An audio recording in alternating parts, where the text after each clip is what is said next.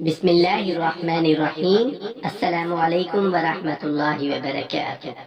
کن چیزوں سے روزہ ٹوٹ جاتا ہے؟ بیوی سے مجامعت کرنے سے۔ اگر کوئی شخص روزہ کی حالت میں اپنی بیوی سے ازدواجی تعلق قائم کرتا ہے تو اس کا روزہ ٹوٹ جاتا ہے، اور اس غلط کام کا اس کا کفارہ یہ دینا ہوگا کہ وہ ایک غلام آزاد کرے، اور اگر وہ غلام آزاد کرنے کی طاقت نہیں رکھتا ہو تو 60 مساکین کو کھانا کھلائے۔ ہاں، اگر اس پر روزہ فرض نہیں ہے، جیسے وہ رمضان کے ماہ میں مسافر ہے اور وہ اپنی بیوی سے ازدواجی تعلق قائم کرتا ہے تو اس پر کفارہ نہیں، تاہم اس روزہ کی قضا دینا ہوگی۔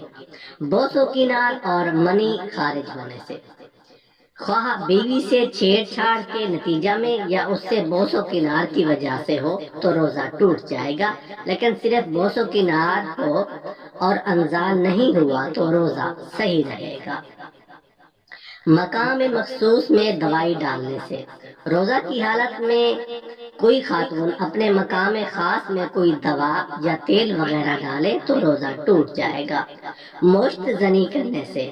روزہ کی حالت میں ہو یا بغیر روزہ کے، مشت زنی ویسے بھی بہت بڑا گناہ اور شریعت میں کبھی عمل ہے۔ روزہ کی حالت میں مشت زنی کی گئی اور منی کا اخراج ہو گیا تو روزہ ٹوٹ گیا۔ اگر مشت زنی کی مگر انزال نہیں ہوا تو روزہ نہیں ٹوٹے گا، مگر پھر بھی ایک کبھی عمل تو اپنی جگہ ہے ہی۔ ناک یا منہ سے پانی انٹیک کرنے سے۔ وضو کے دوران یا غسل کے دوران پانی اگر منہ سے حلق میں چلا گیا یا کلی کے دوران پانی ناک سے دماغ میں چلا گیا تو روزہ ٹوٹ جائے گا۔ جان بوجھ کر کوئی چیز کھانے سے، چاہے ایک قطرہ پانی پیا ہو، چاہے ایک دانہ معدہ تک پہنچایا ہو، روزہ ٹوٹ جائے گا۔ غلطی سے یا بھول کر چاہے پیٹ بھر کھانا کھا لیا، پانی پی لیا تو روزہ نہیں ٹوٹے گا۔ کھانے پینے سے مراد یہ ہے کہ کھانے یا پینے والی اشیاء کو آدمی اپنے معدہ میں پہنچا دے، خواہ وہ منہ کے ذریعے سے یا ناک کے ذریعے یا کسی بھی قسم کی غذا یا پانی پینے والی چیز ہو۔ حتیٰ کہ روزے دار کے لیے دھواں دار چیزوں کو سونگھنا بھی جائز نہیں ہے، جبکہ اسے ڈر ہو کہ دھواں پیٹ میں داخل ہو جائے گا، کیونکہ دھواں گیسوں کا ایک مجموعہ ہے، جبکہ خوشبو سونگھنے سے روزہ نہیں ٹوٹتا۔ جو چیز کھانے پینے کے قائم مقام ہو، مثلاً ٹیکا لگوانا، اگر یہ غذا دار ہو کہ کھانے پینے کی جگہ کافی ہو تو ناجائز ہے، روزہ ٹوٹ جائے گا۔ لیکن اگر کوئی غذا شامل نہیں تب جائز ہے، چاہے وریدی ہو یا عضوی۔ جان بوجھ کر قے کرنے سے۔ قصداً قے کرنے سے روزہ ٹوٹ جاتا ہے اور اس پر قضا واجب ہے۔ حضرت ابو ہریرہ رضی اللہ عنہ سے روایت ہے کہ رسول اللہ صلی اللہ علیہ وآلہ وسلم نے فرمایا، جس روزہ دار کو خود بخود قے آئے اس پر قضا نہیں، البتہ جو روزہ دار قصداً یعنی جان بوجھ کر قے لائے اور قضا رکھے اور روزے قضا رکھے۔ حیض و نفاس کا خون نکل آنا، مسواک کرتے ہوئے یا یوں ہی مسوڑے وغیرہ سے خون نکلا اور روزے میں تھوک کے ساتھ نگل لیا تو روزہ ٹوٹ جائے گا۔ دانت نکلوانے سے تو روزہ نہیں ٹوٹے گا، لیکن اس دوران خون نکلا اور نگل لیا تو روزہ ٹوٹ جائے گا۔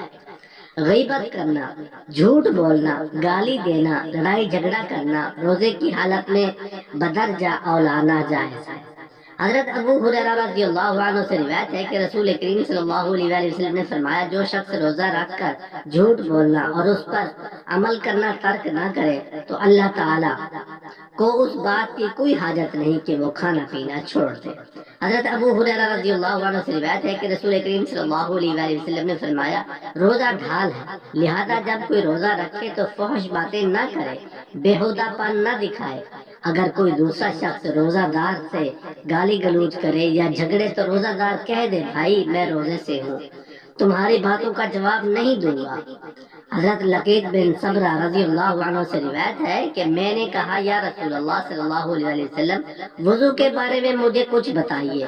نبی کریم صلی اللہ علیہ وسلم نے فرمایا وضو پورا کرو، انگلیوں کے درمیان خلال کرو اور ناک میں اچھی طرح پانی ڈالو، لیکن اگر روزہ ہو تو پھر ایسا نہ کرو، یعنی زیادہ اچھی طرح ناک میں پانی نہ ڈالو۔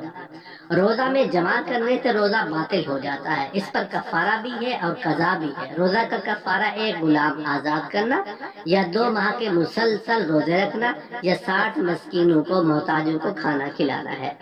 حضرت ابو ہریرہ رضی اللہ عنہ سے روایت ہے کہ ہم رسول کریم صلی اللہ علیہ وسلم کے پاس بیٹھے ہوئے تھے کہ ایک صحابی آئے اور کہنے لگے یا رسول اللہ صلی اللہ علیہ وسلم میں ہلاک ہو گیا۔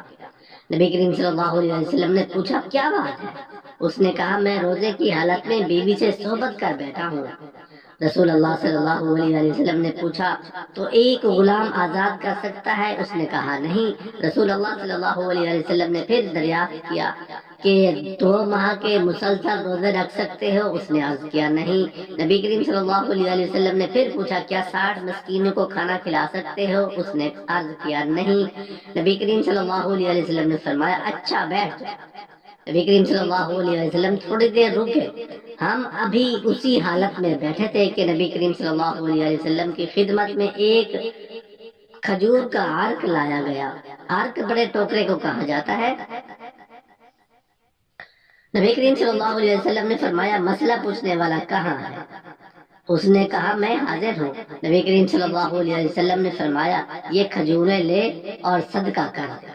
اس نے عرض کیا یا رسول اللہ صلی اللہ علیہ وسلم کیا صدقہ اپنے سے زیادہ محتاج لوگوں کو دو؟ واللہ مدینہ کی ساری آبادی میں کوئی گھر میرے گھر سے زیادہ محتاج نہیں۔ رسول اللہ صلی اللہ علیہ وسلم ہنس دیے، یہاں تک کہ نبی کریم صلی اللہ علیہ وسلم کے دانت مبارک نظر آنے لگے۔ نبی کریم صلی اللہ علیہ وسلم نے فرمایا اچھا جاؤ اپنے گھر والوں کو ہی کھلا دو۔ اللہ تعالیٰ اس شخص کو تر و تازہ و شاداب رکھے جس نے ہم سے کوئی حدیث سنی پھر اسے یاد کر کے لوگوں تک پہنچا دیا۔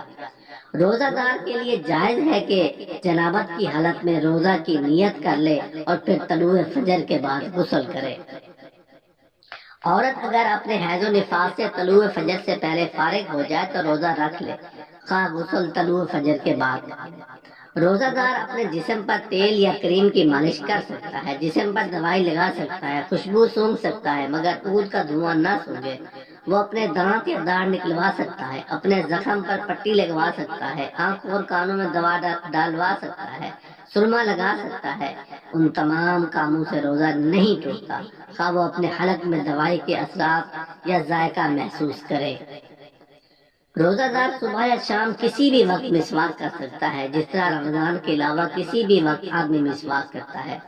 روزہ دار سخت گرمی یا سخت پیاس سے نجات حاصل کرنے کے لیے ٹھنڈے پانی کو اپنے جسم پر ڈال سکتا ہے، ایئر کنڈیشن کا استعمال کر سکتا ہے۔ روزہ دار کے لیے جائز ہے کہ وہ بلڈ پریشر کے باعث ہونے والی سانس کی تنگی کو دور کرنے کے لیے منہ میں دوا کا اسپرے کر سکتا ہے۔